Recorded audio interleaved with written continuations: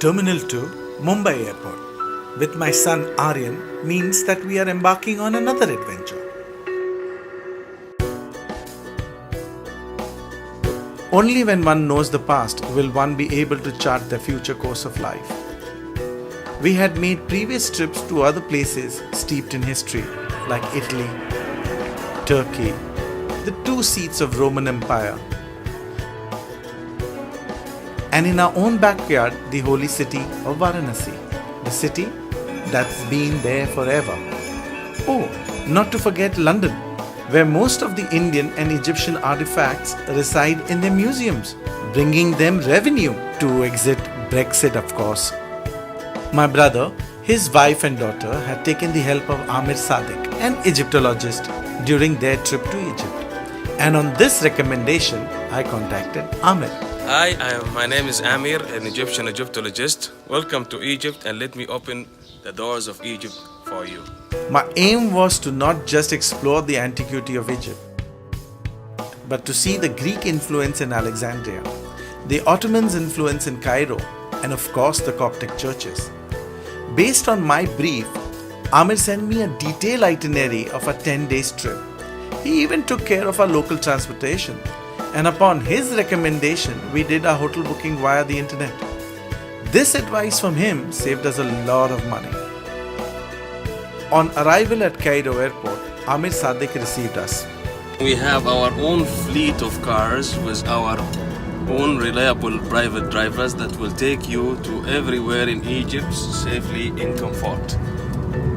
Take your cold water. Thank you. You're welcome. Our hotel at the Giza was the Le Méridien, which is situated right across the pyramids. Our room overlooked the pyramids. What a spectacular view!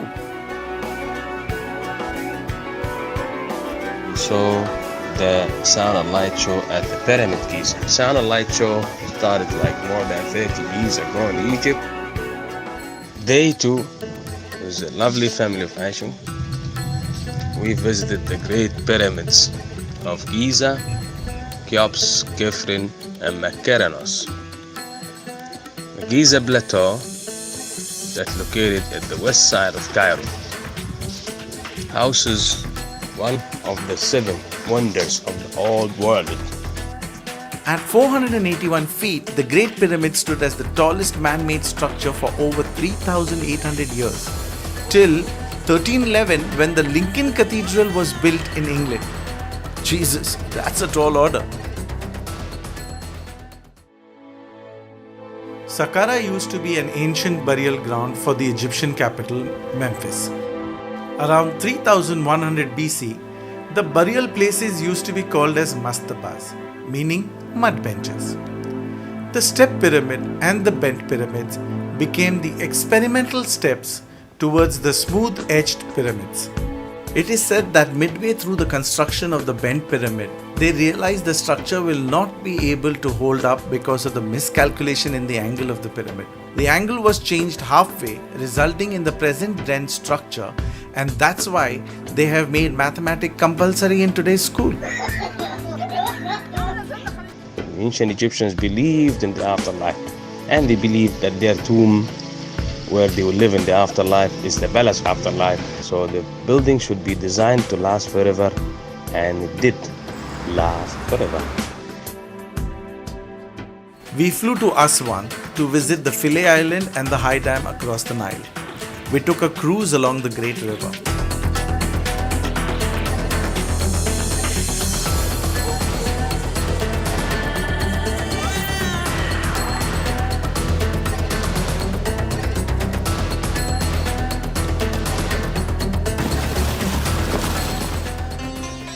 The High Dam, completed in 1970, had phenomenally improved the lives of millions who were dependent on the river for agriculture and livelihood. Unfortunately, drowning a lot of ancient structures. Very long. We're talking about 111 meters high. So the width of it at the very bottom is 911 meters. So it's almost a kilometer. Along the Nile, we stopped at many monuments from various eras, extending from the pharaohs to the Caesars.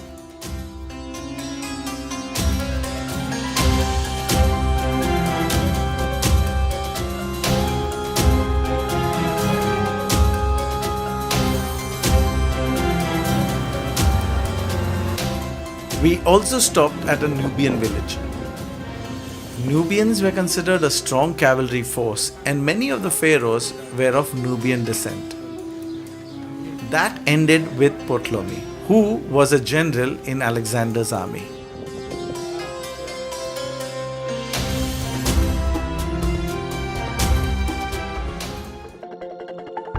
Early morning the next day, we drove to Abu Simbel. These structures were carved out of the mountainside in the 13th century BC. They lay buried in sand till being discovered in 1813. It is an architectural marvel. From 1964 to 1968, it was relocated to a higher ground. This relocation is said to be one of the greatest challenges of modern archaeological engineering. You must go and experience it, and hopefully, Amir is your guide.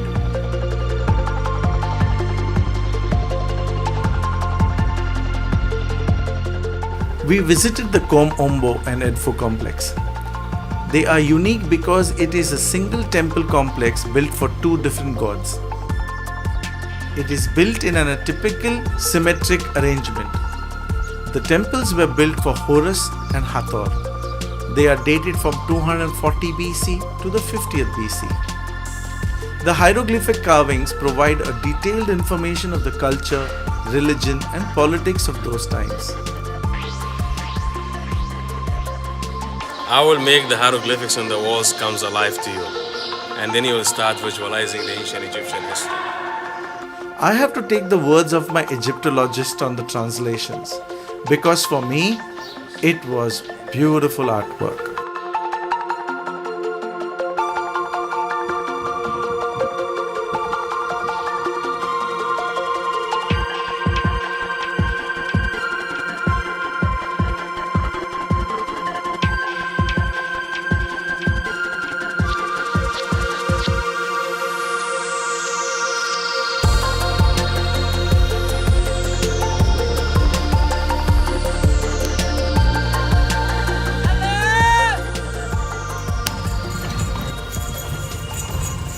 The Dendara temple is said to have been inhabited since prehistoric times. The first records exist from 2250 BC. We saw the widely known relief, the Dendara zodiac. This place was abundant with vibrant and colorful paintings from antiquity.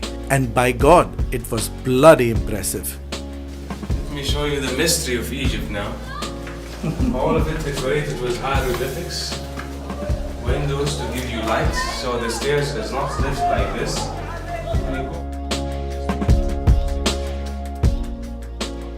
Cleopatra came to the south twice, by the way, in a Nile cruise with Julius Caesar, and she got pregnant from him in that time, although she was married. She's half Syrian, half Greek. Cleopatra played a lot of games in the history of Egypt, and she used her feminine to get what she wants. She contained the heart of Julius Caesar, and she made him marry her, not acceptable by the Romans, that made them kill him in the Senato inside. Karnak means the fortified village. This is said to be the second most visited site in Egypt after the Giza pyramids. Here we saw a 50,000 square feet hall with 134 massive columns, some of which were 21 meters tall and 3 meters wide. And how on earth did they make it? Because even today it's an engineering marvel, and I don't think it can still be achieved with the present advanced technology.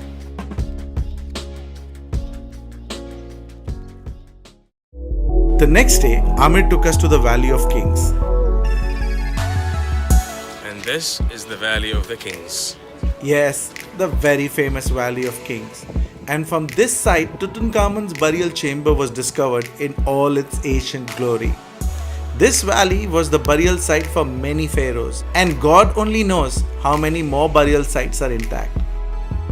You will see many archaeologists still excavating in this hot desert landscape.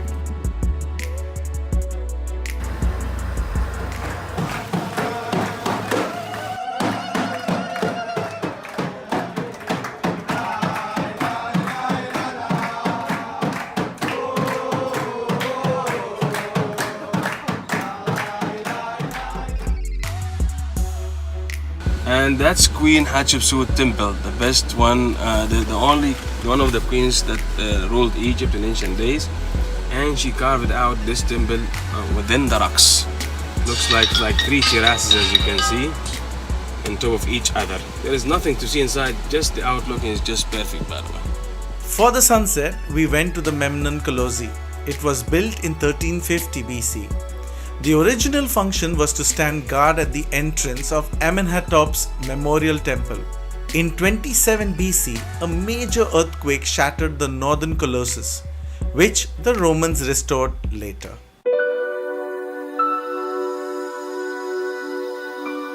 Welcome to Luxor. Yeah, thank you, Amir. Unlike the other temples dedicated to a god or a pharaoh in death, the Luxor temple, built around 1400 BC, was built for the rejuvenation of kingship. Alexander is said to have been crowned here, right, Amir? For Ramesses II, the great king that ruled Egypt for 67 years, as I mentioned earlier. I guess Ramses is more important than Alexander. 6 shrines which serve as way stations of the gods were set up on the avenue between Karnak and the Luxor temple. There used to be 2 obelisks, by the way, one here and one on the other side. The other side obelisk is now in La Place de la Concorde in France.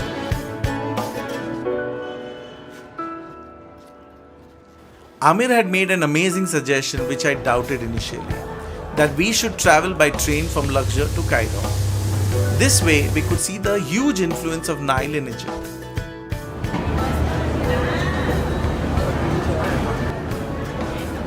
Our train journey was a memorable one, as we had an amazing insight of the Egyptian landscape. Thank you, Amir.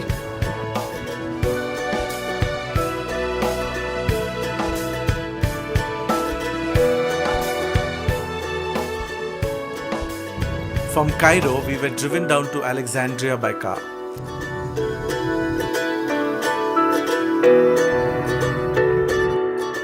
We had Zainab as a guide from Amir's team. Hello guys, I'm Zainab, the tour guide, and today I'm going to show you the amazing city of Alexandria.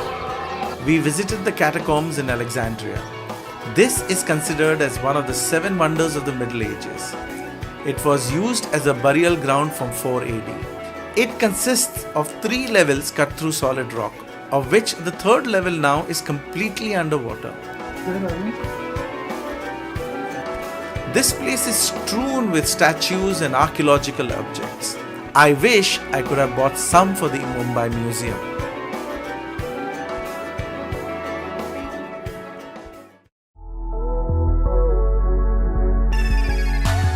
The Qutb citadel of Alexandria was an important defensive stronghold along the Mediterranean coast.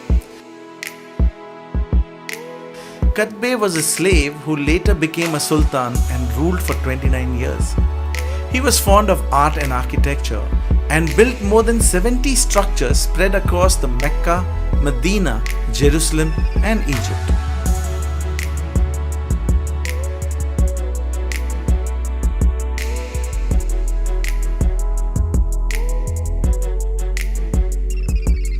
Our last day in Cairo, we visited the Toulouse Mosque, the famous Moist Street and the Coptic churches.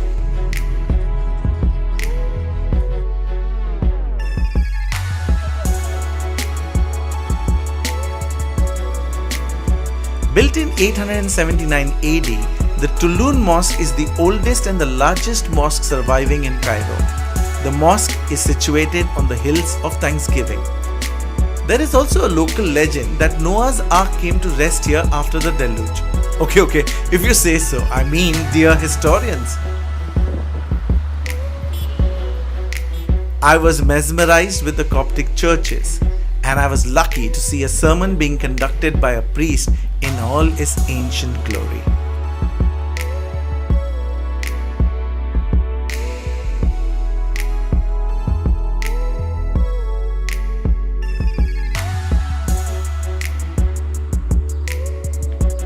Spending 10 days going back in time into one of the oldest civilizations of the past with the able guidance of Amir Sadek was an experience that I will cherish forever. Meanwhile, my son was definitely illuminated with the Egyptian past.